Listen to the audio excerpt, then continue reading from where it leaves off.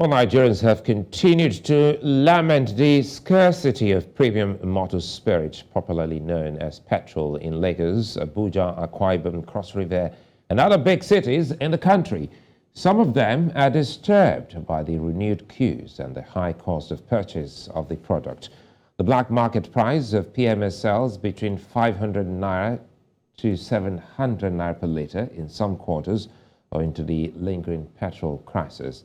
The transport fares have since skyrocketed, and prices of goods and services have increased in some cities. In the meantime, the Independent Petroleum Marketers Association of Nigeria accuses private depot owners of being responsible for the petrol scarcity. Now, Bala Zaka, a petroleum engineer, joins me on the news to discuss this situation. Bala, good to see you, and thanks for your time. Now, petrol queues are now the order of the day in many parts of Nigeria, with tons of reasons as the cause. And that's why we have experts like you here now. So what do you think is causing the renewed queues and scarcity? Well, the answer is not far-fetched because we've been discussing this for ages. I mean, regardless of how visionary a leader is, if there are no supporting lieutenants with the technical competence and capacity, that leader is not going to succeed. What we're talking about here is not new. As I speak to you right now, it's actually a shame that a country like Nigeria will be having issues with energy. And many people cannot really make sense out of it. When we talk about distillates, in this case, whether you talk about diesel or kerosene or petrol or aviation fuel, we are talking about another source of energy. But we are discussing about petrol this time around. I mean, we are living in a country of about 200 million citizens relying on less than 10,000 megawatts of electricity, to generate energy. And we're talking about a country where, I mean, some of us insisted that deregulation is going to kill Nigeria. Deregulation is not a good mechanism for an emerging nation with high inflation, with a very weak currency like Nigeria. And government advisors refused to listen, and they decided the deregulation in phases.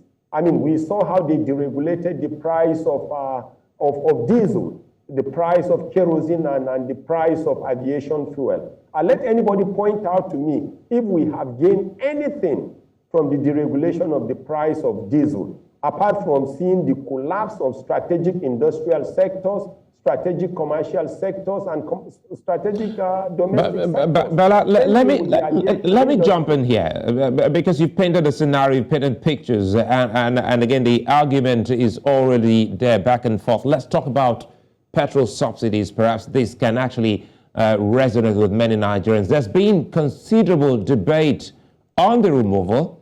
As a result, the government has postponed the removal at different times. And some are saying that it doesn't make any political sense to have it removed in an election year. So how feasible is it that the government will eventually remove subsidies of petrol? Subsidy is not supposed to be a political issue. Subsidy is supposed to be an economic issue. And the biggest mistake any government can do, especially in an emerging economy, is to remove subsidy on energy. Because as I speak to you now, like I said, we have a 200 million citizen population relying on less than 10,000 megawatts of electricity. That means there will be no energy. I mean, I'm happy they started removing subsidy in phases. When they started removing subsidy on diesel, it was 80 naira per liter. Now it is 800 naira per liter. What has been the benefit?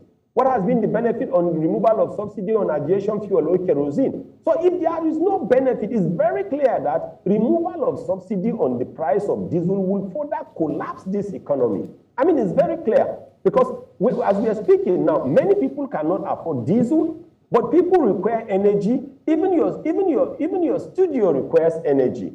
The barber requires energy. The hairdresser requires energy. The banks require energy.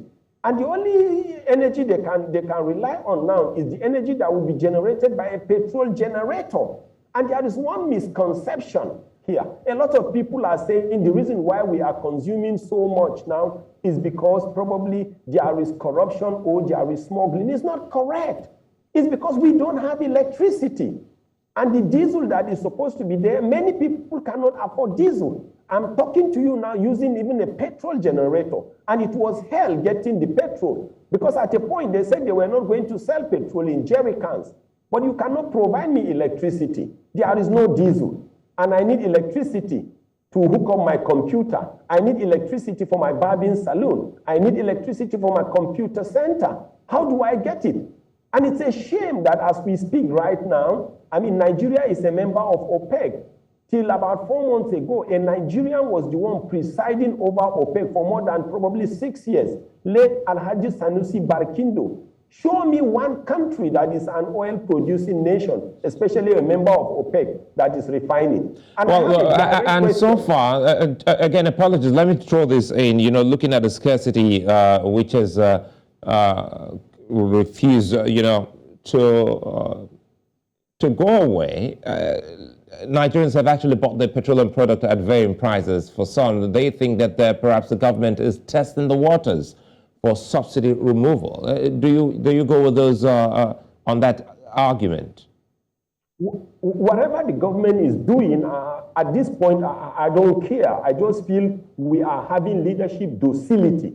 Because I have a basic question for government or the advisors of government, especially economic advisors on energy and distillates in particular. The countries we go to import either petrol or diesel or kerosene or aviation fuel, if refining were not to be profitable, why are those countries refining where we go to buy? Or are we saying their economic leaders and economic managers are fools or what? It's a basic question. If refining were to be a bad thing, why are they refining? Or are we saying we as Nigerians importing, we are more intelligent? I mean, this is an elementary question. And quote me that I said refining is basic and elementary chemistry. Heart surgery, kidney transplant is 10 times more complex than refining. Quote me that I said so. And what we are talking about has to just do with the downstream. To let you know that there is so much rot in the oil and gas industry in Nigeria and docility. As I speak to you, even on the upstream, in the whole of Nigeria today, we have less than 10 active drilling rigs. Quote me that I said so. A country as huge as Nigeria, a member of OPEC, if you have less than 10 active drilling rigs, how can you produce to be able to meet up with your OPEC quota? All right, Gebala Zaka, I think that's apologies. That's a fine place for us to leave it. I'd like to thank you for your time as always, Zaka Bala, a petroleum engineer. Thanks for speaking with us. Thank you.